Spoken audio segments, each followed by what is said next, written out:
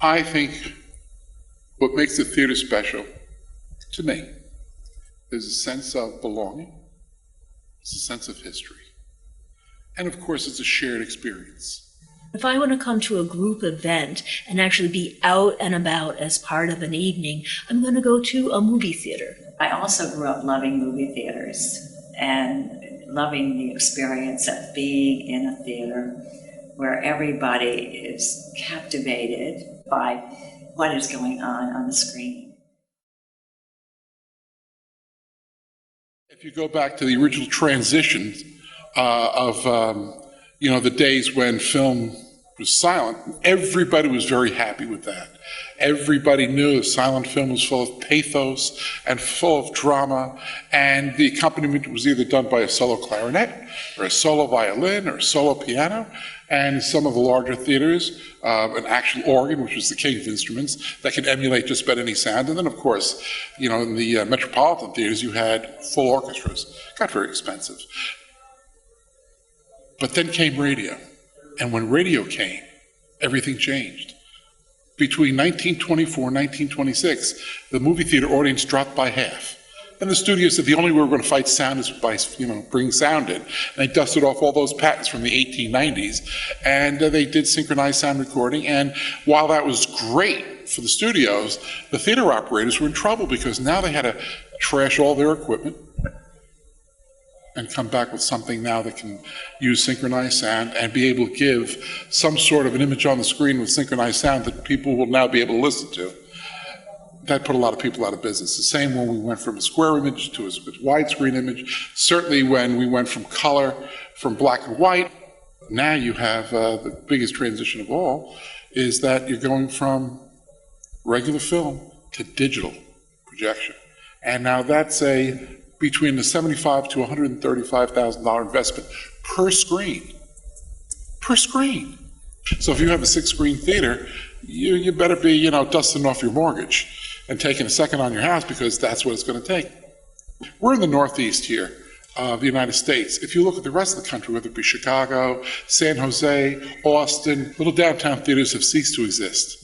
It's only in the Northeast that they still exist to a certain degree, and this will probably wind up eliminating most of those theaters. They rebuilt the whole town had actually burned at the turn of the century, and there was kind of a shed thing here, and then for some reason this was the last lot left, and they built the theater. It was closed for about 8 years, and the people in this town got together and did a lot of work on this theater. They volunteered their time, they had fundraisers, they got it together, they pulled it together, they put a roof on, they put projection in, they went through a lot for this, and they opened it, they sold it to another owner who kept it for 20 years, and he subsequently sold it to me. I had to have it. You know what I mean? It's just like, it's a nice, beautiful old theater, it has great bones. We did very well for a while. And then the digital conversion thing started happening. And all of a sudden, films became less available. And it's become really acute in the last year or so. Smaller independent theaters that are now in a situation, a very precarious situation, where they're told either they somehow buy digital projectors, invest in them, which are very, very expensive, $100,000 or more, as I understand it, or perish, in effect. We knew, and I think all movie owners who've been in the business for a while knew from the late 90s, and Lucasfilms was the leader at this, that we were going to digitize.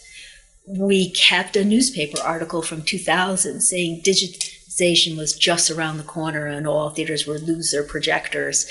That effort didn't work because the internet couldn't deliver the content. But it's no surprise that we were going to see a significant change in how the equipment worked. What came as a surprise to the community of theater owners was that there would be no alternative. For instance, our old projector used a carbon arc, very bright kind of lamp that burns. It's incredibly dangerous, but that was in use through 1996 we didn't change out that bulb till we bought this theater after the last owners. In other words, we could sustain these very old technologies in little places without having to worry about the upgrade. What makes it different this time and from anything else they had publicized is there's not going to be any alternative. As an exhibitor, I'm presenting something to somebody. I'm giving you something. I'm giving you an experience. I'm giving you a memory. And that's something that no one can ever take away from you, that experience. Now, while that sounds really great, and it kind of works for me, I think it works for you folks as well. The problem is that the generation after you doesn't look at film entertainment as entertainment. They look at it as information. And that is the difference. And it started probably about 30 years ago with what I like to call the video store mentality. You know, films would be something that were revered because they were so unique. They were almost like a cloud. Once you saw it, the cloud dissipated, never to be seen again. Unless, you know, you're Disney and every 10 years you'd re-release the film. Now, films just, you know, you go to a video store, you order it online, bang, it's right there. You can see it 20 times and be done with it. The mystery, the sense of wonder and awe, that's what has gone out of this business. In this particular venue, when you see it on the big screen, you're seeing something in a way that you can't see it anywhere else. But we're dealing with a customer base that is now used to getting whatever they want at the touch of their fingertips. I think the convenience level for young people, those folks will never return to the theater. This experience has probably 50 years before it ceases to exist. And that's a shame. Film will always be with us. Movies will always be there to entertain. But theatrical presentations, it's going to be a tough sell. It really is. People are somewhat unnerved about the future, and I think more than ever they're trying to reach out to each other, and which is the thing that a movie theater can provide, not only escape, a little escape, but a chance to just kind of be with other people and have a communal experience. In some ways, if you're not a fan of the movies, maybe it doesn't matter as much as it used to. But what we're saying to our own community coming here, they don't really realize what it takes to put a movie on, to fund it, to support it. But what they do understand is when they are getting up with their family and looking for a form of entertainment together, something that they can enjoy together and across multiple generations, the movie theater is one of the first places they look for, particularly in our town where there isn't a lot of other venues like that. So if it's important to them to have that family and community activity, or if it's important to them to see the movies the way they were designed to be seen, big and bold and loud with other folks around you enjoying it, then that's why you want to pay attention to a large group venue to watch your movie as opposed to just watching it as an individual or through a video. The experience is so much different with an audience around them, and that's what the film is being made for. It is funny when everybody's laughing, you know?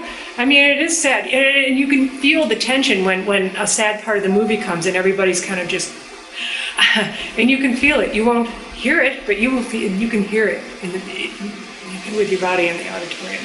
It's very important because I think all of us need to be exposed to the arts and to people who are artists and filmmakers. And I think it's what keeps us, it's more than just surviving. It's what makes us think and excites us. And it's like a great book or a great novel. We need films as well. We need a culture. We need to have, to understand what the contemporary artists are saying and thinking about this world that we're in. And I think I would feel very bereft if all I had was just maybe an occasional book to read and just, and no visual art to really explore and get excited by. The coolest thing is to be in a 1,000-seat theater all by yourself. Wow! Or with a friend of yours, and you're going to see this film all by yourself. But that's not the shared experience. And there's where the big change is, and for people behind you. Now, my daughter's 33, and she still thinks that, like you, and like I do, that this is a great place to see a movie and a great experience to be had. But we're in the minority. We're in the minority. And I can tell because, years ago, Friday nights were the nights that all the kids went to see movies. Those days don't exist anymore. Because we're such a tiny community, we really act as a community center for most of the time that we're open. So from May through Christmas, we're hosting our own school musical concerts, fundraising events. We are an actual offshoot of the community center because there are very few other community venues that can hold a large crowd.